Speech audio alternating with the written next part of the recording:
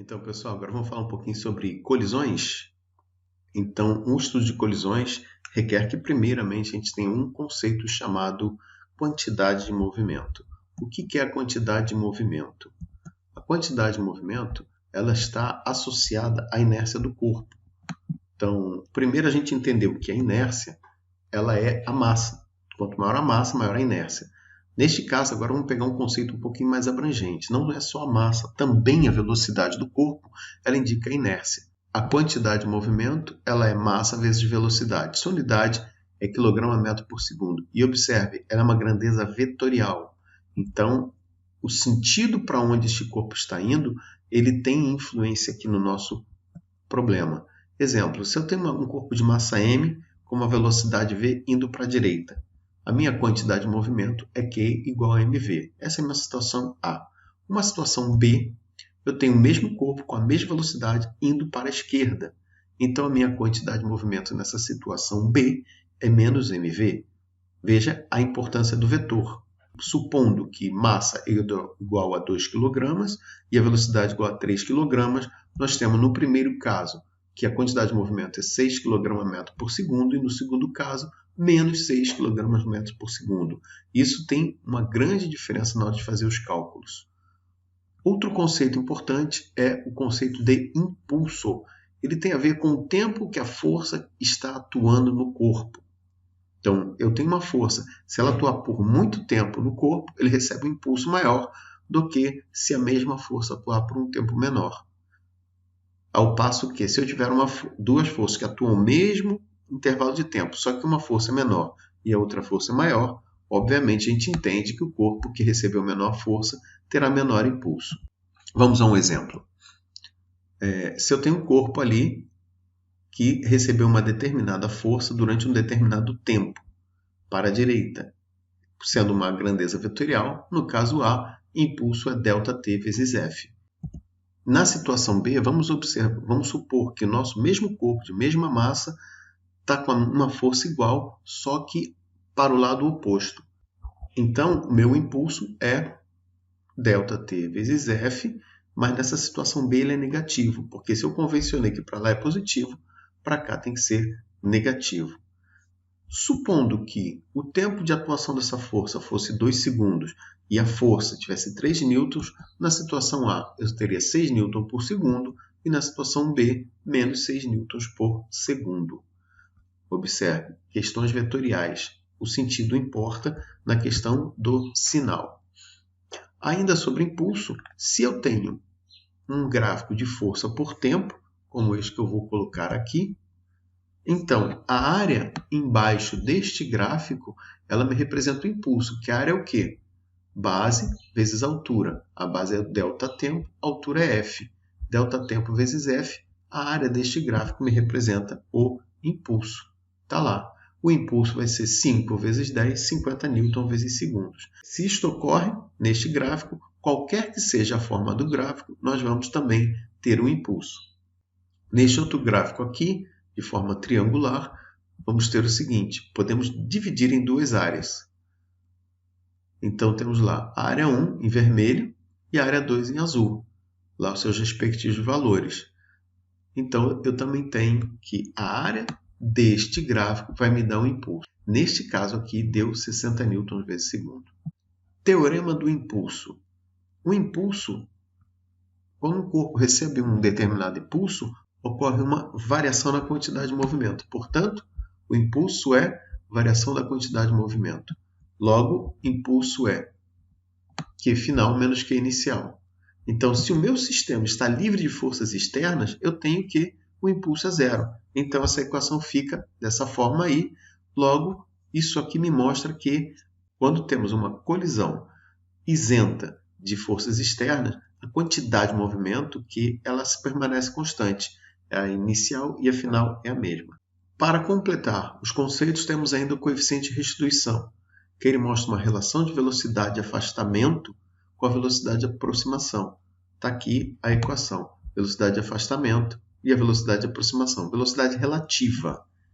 Então, podemos dizer o seguinte, quando o E é zero, eu não tenho afastamento, indica que meus corpos após a colisão ficaram grudados.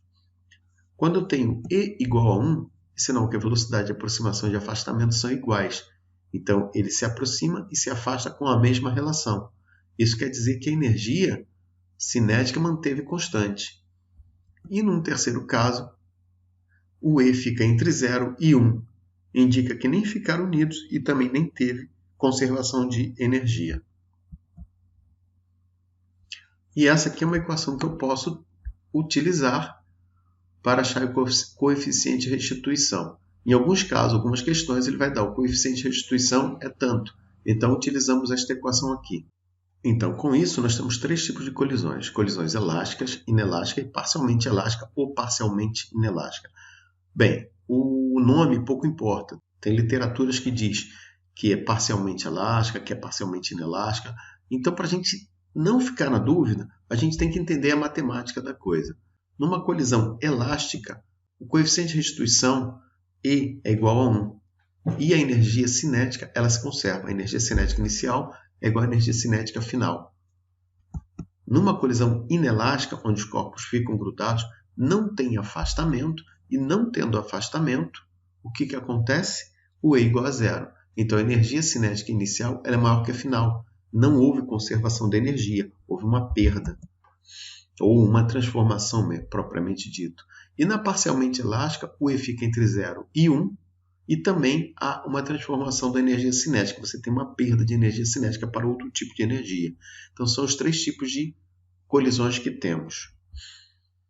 Agora vamos fazer um pouquinho de exercício.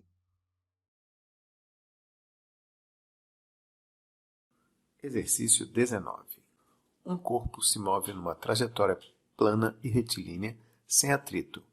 Por ação de uma força na mesma direção e sentido do movimento, um corpo de massa de 2 kg passa de 5 metros por segundo para 10 metros por segundo. O módulo do impulso e do trabalho realizado sobre o corpo, no intervalo de tempo que corresponde à variação de velocidade dada, são, respectivamente. Para ficar claro, nós temos um corpo que vem se deslizando sem atrito. Num ponto, ele tem 5 metros por segundo e, por ação de uma força F, ele passa para 10 metros por segundo. Então, vamos primeiro calcular o seu impulso.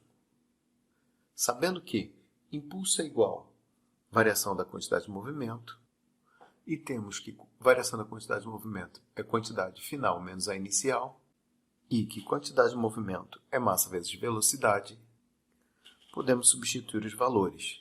Impulso é 2 vezes 10, menos 2 vezes 5. 2 kg, velocidade final 10 metros por segundo. Massa de 2 kg, velocidade inicial 5 metros por segundo. E o impulso dá 10 newton segundos.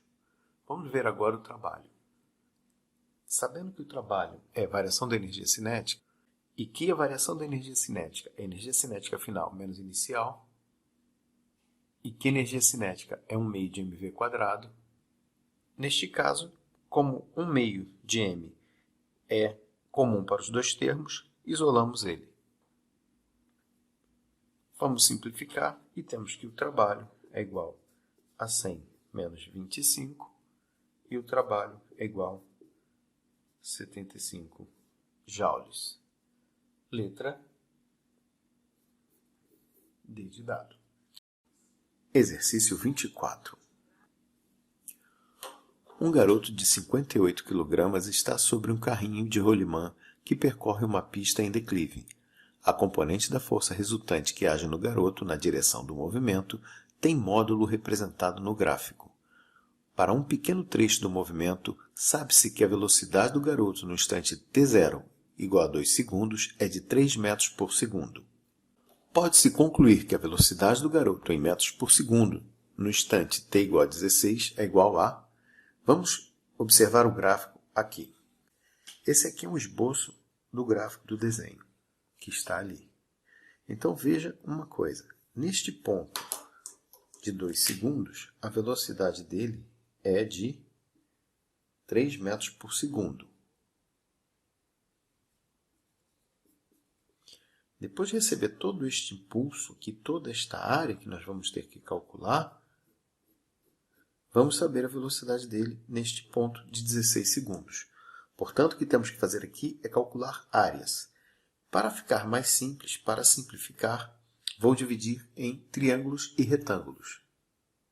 Então, vamos chamar área 1, área 2, área 3, isso aqui tudo, e área 4. 1, 2, 3 e 4.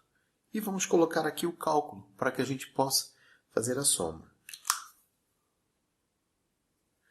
Área 1, base vezes altura, esse quadrado aqui.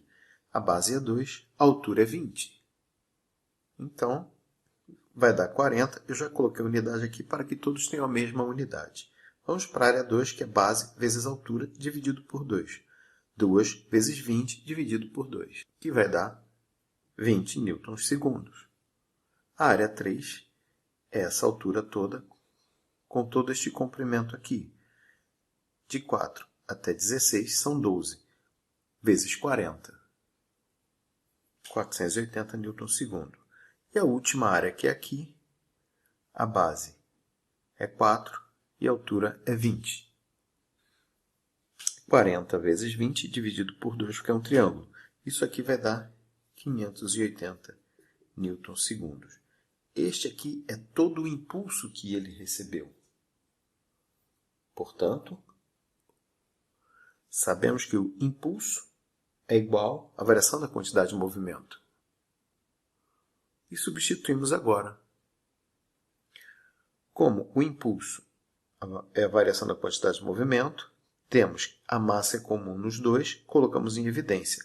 Vamos substituir os valores.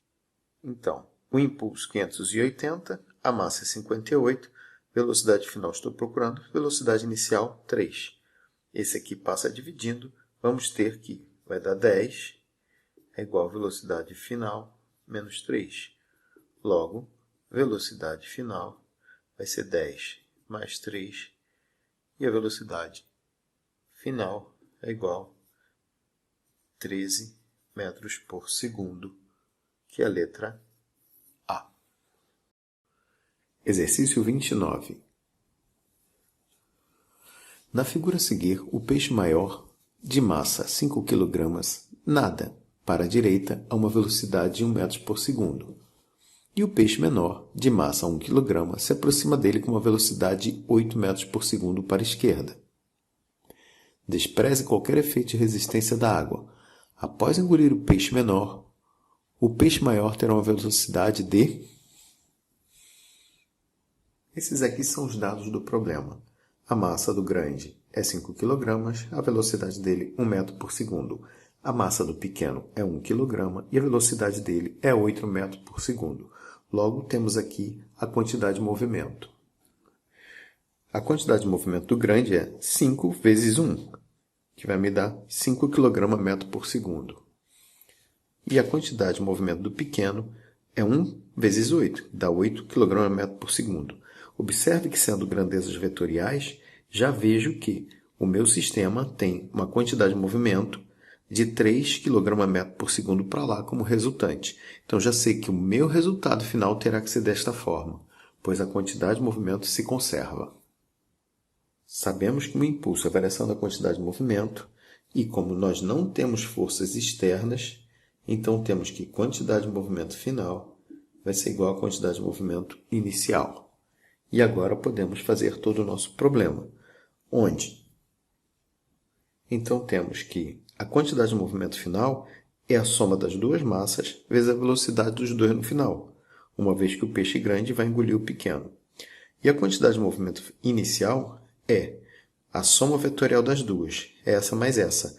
Como uma está para cá e a outra para o outro lado, é uma menos a outra. Então teremos que a quantidade de movimento inicial é 5 menos 8. Logo, teremos aqui que M1 mais M2, essa mais essa vai dar 6 vezes a velocidade final é igual a 3. E temos que velocidade final, menos 3. Velocidade final vai ser menos 3 dividido por 6. Velocidade final igual menos 0,5 metros por segundo.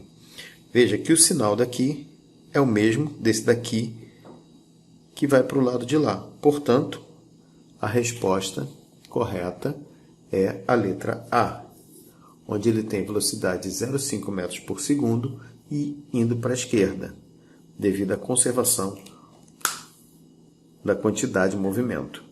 Se multiplicarmos isto por isso aqui, vamos ter 3, como eu tinha falado desde o início.